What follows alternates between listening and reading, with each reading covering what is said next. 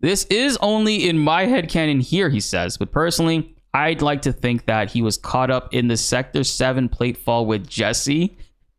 And that lot, he's probably not going to turn up. Oh my God, what have you done?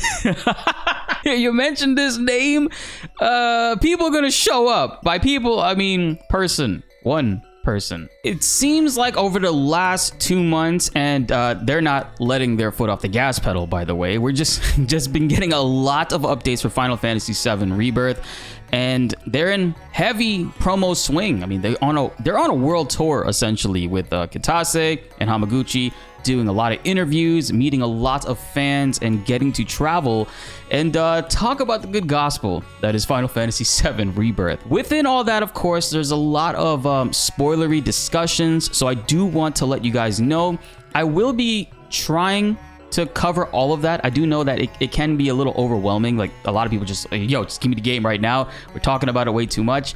I will be covering it for those that want to see that type of stuff. If you do not want to see the spoilers, I fully understand and greatly encourage you guys to lay off on it for now. But just as a warning, this video definitely contains some of that. And if it's your first time here and you can't wait to see more, please hit that subscribe button and notification bell to help raise that 38% even higher, because we got a crazy next couple of months ahead of us. We got less than 4 months until the game releases, and these interviews are getting spicy. Now, that being said, let's get into the video. This interview comes from Games Radar from a recent trip that Kitase and Hamaguchi made to talk with them, and I believe they went to France. Yes, Paris Games Week. And they essentially talk about a lot of details in this, and something that's pretty dang exciting. So when talking about the fans, they basically stated that the fact that it was their very first Final Fantasy really did leave a strong impression on people, which it totally did. Kitase says, they've had those memories and really cherished them for over 20 years. There's a lot of expectation, and we really can't disappoint or betray those fans with those expectations. Yet, while Kitase and Hamaguchi agree on the importance of keeping the tone and the feel of 1997's Final Fantasy VII intact,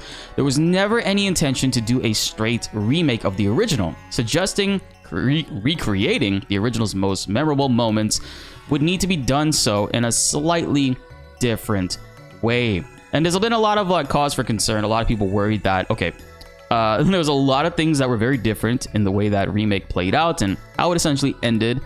They're worried going into Rebirth and eventually the third part, how much of the original story is changing. And they've constantly said nothing is changing. Everything we know and love will be staying the same, but slightly things will be different along the way. And it's been kind of hard. Me personally, I've been on board with everything that they're doing. It's kind of hard to kind of believe that, but they are still saying as much right now, so let's just continue to read through this. Anyone who's played Remake will know that those differences might not be so slight, though. Without spoilers, the fates of certain characters have seemingly changed already, which could conceivably shift the direction of the entire story going forward, or at least that's what many players expect. But the recent revelation that everything is still heading towards Advent Children throws everything up in the air.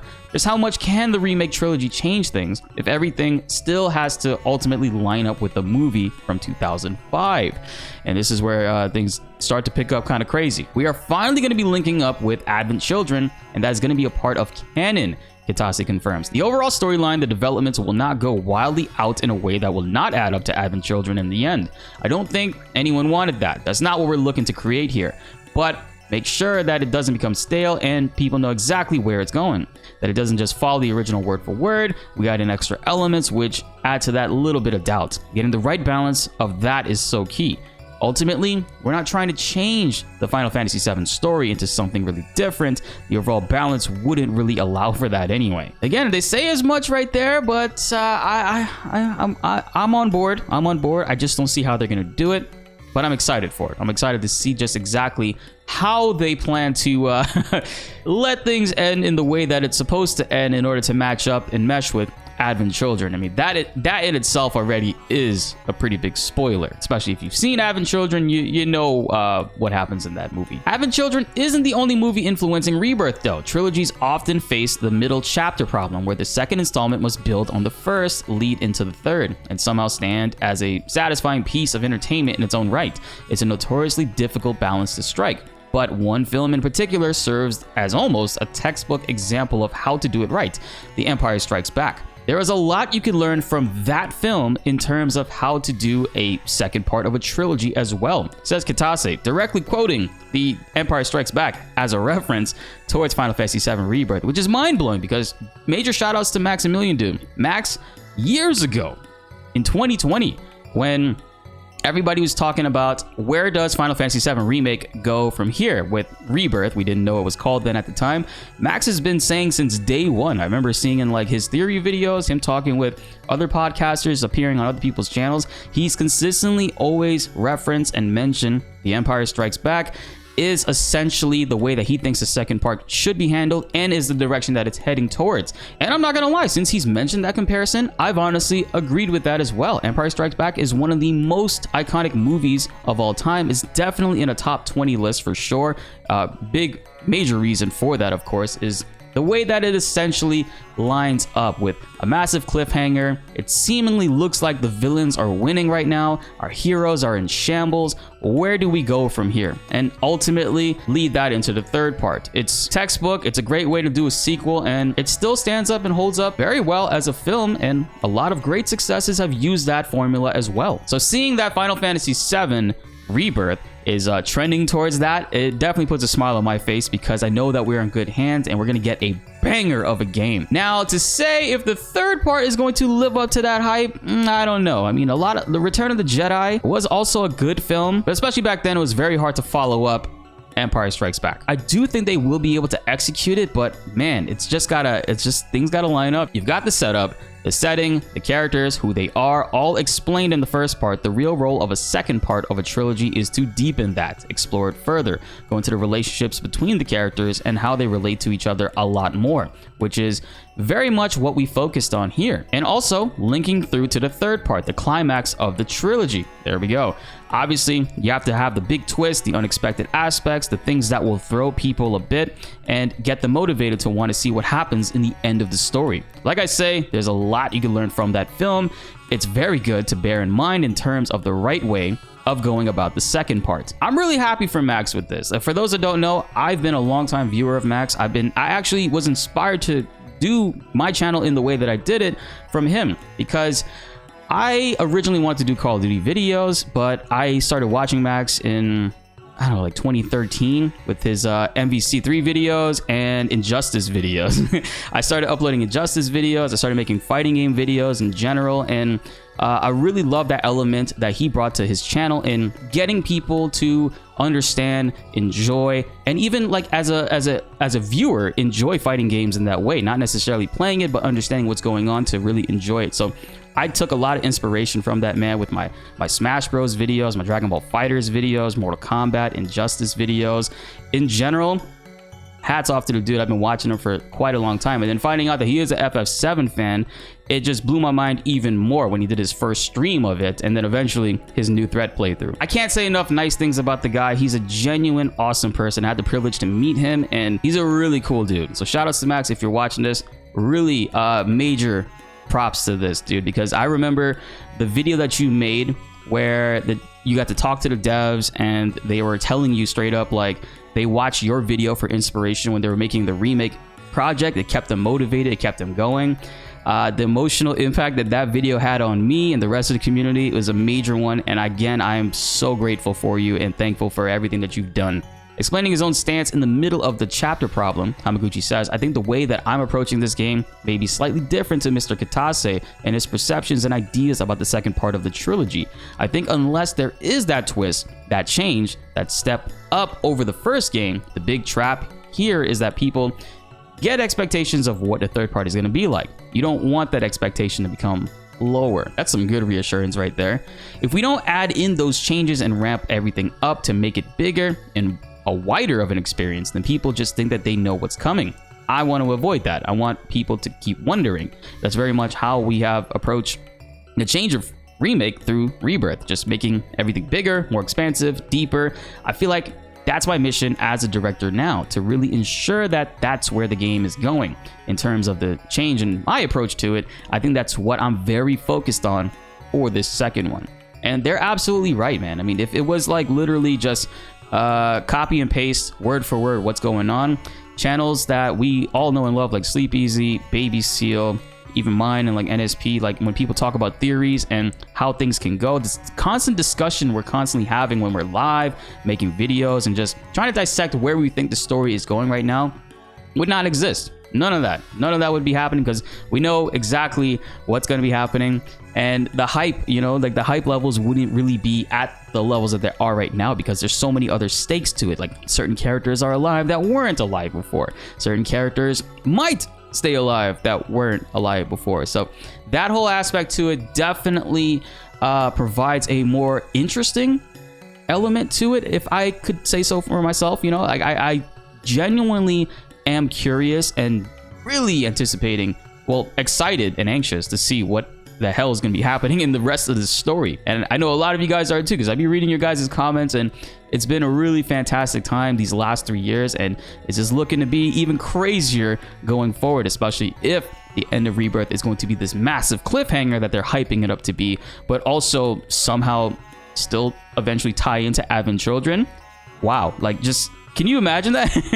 And here they talk a little bit about the combat stuff, which we've already discussed and dissected a lot, but you know me, I'm the combat guy, so I'm happy to do that, right? They talk about Red 13 and Kate Sith here, and essentially list in detail their playstyles. Like Red will be more defensive focused with his revenge gauge, and Kate Sith is now joining the team for the first time in Rebirth, and they will entirely feature unique playstyles that'll impact how players approach the game. Just only talk about Red here. They don't really give any details about Kate Sith yet, but I really think Kate Sith is going to be probably the most fun character to play as, because as of right now, every single character from Barrett to Yuffie, Tifa, Cloud, Aerith, and even Red, for what I played so far in Rebirth, everybody feels insanely unique, usable, and just a lot of fun to play as. So throwing material combinations in there, that's going to be something that I focus on over the first like month and a half of this game, and just continuously dissecting all the crazy things that we can do. Given the playable characters in Remake, Cloud, Aerith, Barrett, and Tifa each had their own unique battle styles, and expanding the roster with party members boasting an even more distinctive control scheme was a challenge. Having them feel too similar to each other, and they almost become redundant, too different, and switching between heroes might also feel like switching between games with unrelated systems. On top of that, the game needs to maintain the feel of the original cast, which is a very difficult thing to do, admits Hamaguchi. We had to put a lot of effort into it, but it was definitely something that we had to do right. The core of this is the characters from the first game have much got their fixed roles in combat. Cloud has to be the close combat character, Aerith is the magic caster, and more of a range magic character. At that, Barrett is again another range combatant, but more like a tank that has a different feel to Aerith. People got attached to those combat styles. We couldn't really do anything to mix them up or change them too much, because otherwise people would say, why do they feel wrong? For example, we can never make Aerith a close combat character in this one. She pretty much thought she was in the first one. Aerith, I'm talking to you, running up.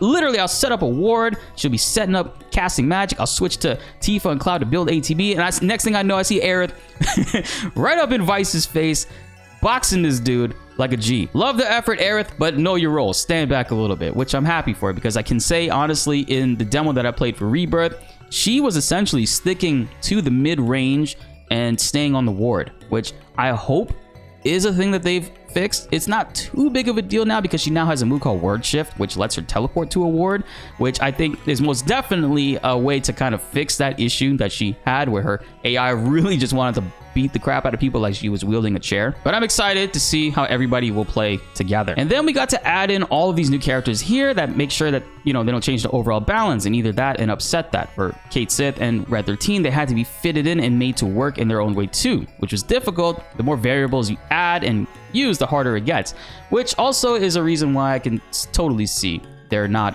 letting Vincent and Sid be playable, because they want to leave something obviously for the third part. But we're getting, what, 7 playable characters? What is it? Cloud, Aerith, Tifa, Barrett, Red, Yuffie, and Kate Sith. So 7 playable characters, and, you know, maybe Zach. 7 to 8 playable characters in a total party of 9 can be pretty hard to balance, and is quite a lot to create. I mean, Red had moves in Remake that we saw him use in the background, but now seeing how that will work in an actual system where we control him, as far as his like hit detection goes, his abilities, and giving him a unique mechanic with the Vengeance gauge, definitely could be a daunting task. And this all honestly hypes me up even more for Keitsu. Hamaguchi praises the battle director Teruki Endo for getting everything working smoothly in Rebirth. He was really good at that, he says, and ultimately I think we did get a great balance there. So Red and Kate Sith feel like they belong in the system. They don't feel out of place even though they are unique. They slot in really well. can't wait to test that out. That's not to say that returning remake cast don't get any love here. Hamaguchi explains we have to keep them exactly the same. For example, within Cloud or Aerith, we give them new mechanics, new combat abilities, change them around slightly, as long as they still fit in within that role as a close combat character or as a ranged character. If they feel like they still perform the same role, even if they did change it a little bit, players will accept that. I definitely did. Cloud felt great, Aerith felt awesome, Tifa still felt good, and Barrett as well. Like, I had a great time playing as those characters. It was just like, the Square Enix employees were watching me when I picked up the game. They were like, okay, like you already know what you're doing and you're good to go. And I'm like, yeah, for sure. The idea for the synergy system came about when we completed Remake, before we went on to do Integrate and Intermission. Hamaguchi says Mr. Nojima's first draft for the script plotting out the second game for Rebirth had already been produced. We were looking over that and seeing that in order to get to that scene with Aerith in the Forgotten Capital and make it dramatic and really work as a scene, we need to see the characters bonding with each other and growing to know each other throughout the game. Just come out and say it right there, I see. I really thought we wanted to show that bond, not just in the story sections, the other gameplay, but in battles as well. Hamaguchi continues, the idea for the synergy system is something which can reflect the overall theme of storytelling in battles. And they do mention Vincent and Sid here. Players can expect the battle system to continue to evolve in the still untitled third game for Remake Trilogy 2. Not only will the cast expand further with the addition of Vincent and Sid, who appear in Rebirth as guest characters much as Red 13 did in Remake, Hamaguchi says we still have to work out how they fit into that overall matrix now and work as combat characters. That's something that we've been scratching our heads on recently, but the creators will have to factor in the response to Rebirth as well. Talking specifics about the battle system for a third game is something that we'll be talking about quite a way into the future. A lot of that is undecided, as Hamaguchi says, but the way that I see my mission for the ongoing series is that I definitely want to add extra dimensions, evolve it, give it a fresh new feel, a new gameplay experience which isn't in this game. I really want to take everything to another level. While Hamaguchi and Kitase alike remain tight-lipped on what to expect from the remainder of the trilogy, there is tragically one important character who won't be returning. Hamaguchi's cat, Musashi, who is snuck into Remake. This is only in my headcanon here, he says, but personally, I'd like to think that he was caught up in the Sector 7 platefall with Jesse. And that lot, he's probably not gonna turn up. Oh my god, what have you done? You mentioned this name, people are gonna show up. By people, I mean one person. Brutal, but unlikely to deter fans from rejoining Cloud and his allies' continuing journey when Final Fantasy VII Rebirth arrives on PlayStation 5 on the 29th of February 2024. What a god dang interview. My god, they talked a lot about stuff that I was not expecting that. I mean, this is just insane.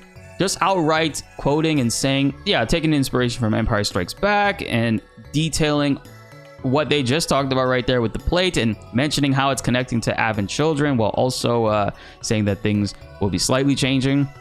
Mind-blowing to see where we're at right now in this like series and just where they're going to be taking it going forward. My mind is racing right now. Obviously, combat stuff, ever since I played the demo, I've just been wanting to get my hands on it some more because I'm thinking of things that it's after playing it, you get an idea for how it feels and you're like, oh man, maybe I should have like experimented with this. I should have tried this. I want to see how that functions with that. And I'm excited for when we get to see more and hear more. I mean, we're hearing more a lot, but a lot of it is essentially the same details, just continuously being expanded on, which is okay. And I'm fine if they keep it that way. As far as like a demo goes, I hope that they do what they did with Remake, where there was a demo that dropped a month before the game released on the original release date, March 3rd, I think it was, and the game ended up coming out on April 10th. So I'm looking forward to something like that happening maybe in January, since the game is coming out late February, technically beginning of March. Again, shoutouts to Max, yo. That's really dope to see that. Not only obviously I know that they're aware of him and that they watch his videos and stuff, but just to see that they're confirming theories that were made over 3 years ago is exciting and pretty damn cool. I am curious about the Advent Children connection because, as we know, certain characters are not present in Advent Children, and for that to connect, then things would have to play out very similarly and end a specific way that the original did. So it seems like there's going to be a lot of expectations subverted and a lot of the changes they may introduce in this title will be rectified or fixed in the third one and allow it to continue in the same way, which was my theory from the beginning. I always thought that, okay, things will be different, but they'll still end the same, leading into the future canon elements of the story. Now, it would be kind of cool to get Advent Children as a video game. I mean, we'll have to wait for Ever Crisis on that, but we'll see how that plays out. Either that or, like, you know, eventually what, a Dirge of Cerberus remake, which definitely needs a revamp among many things. Remember, Dirge takes place after Advent Children, so that's still left to be decided for the future. But I want to hear from you guys in the comments below. How exactly do you think, if you had to theorize, they will be taking Rebirth into the third title, ending things in a way that it lines up specifically with Advent Children? Sound off in the comments. Let's get a discussion going. Be sure to like the video if you enjoyed and subscribe if you are new. More Final Fantasy videos are on the way and you don't want to miss them. My name is BltzZ and thanks for watching.